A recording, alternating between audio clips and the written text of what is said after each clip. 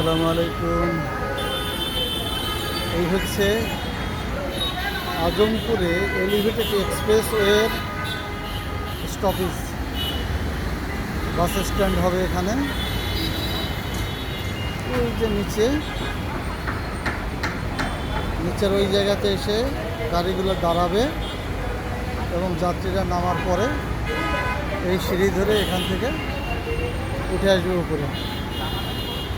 আসার পরে এখানে এই যে ফুটওভার ব্রিজ, এই ফুটওভার ব্রিজের সাথে তারা এসে যোগ দেবে এবং এখান থেকে মূলত তাদের রাস্তার পশ্চিমে পূর্বে যে কোনো দিক যাওয়ার দরকার হলে যাবে।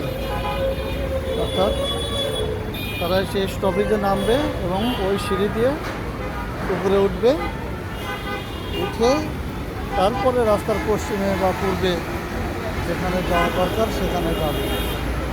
পূর্ব দিকে গেলে যাবে, পশ্চিম দিকে গেলে যাবে, কিন্তু আগে তাদেরকে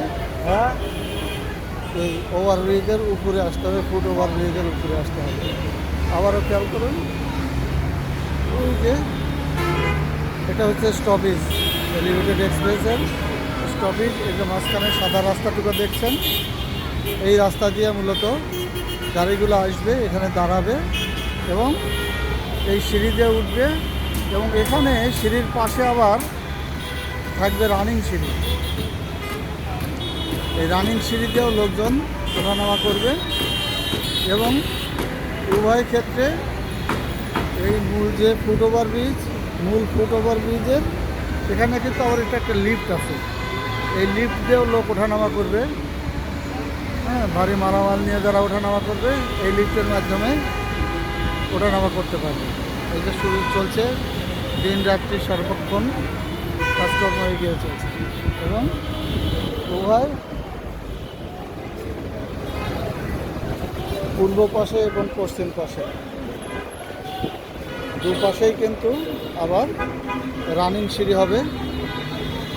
রানিং সিঁড়ির জন্য এই যে দেখতে পাচ্ছেন এখানে অলরেডি ব্যবস্থা করা হচ্ছে। পূর্ব এবং পশ্চিম উভয় পাশে রানিং সিঁড়ি দিয়ে এলিভেটেড এক্সপ্রেসের এই জনসাধারণের যাতায়াত নিয়ন্ত্রিত হবে।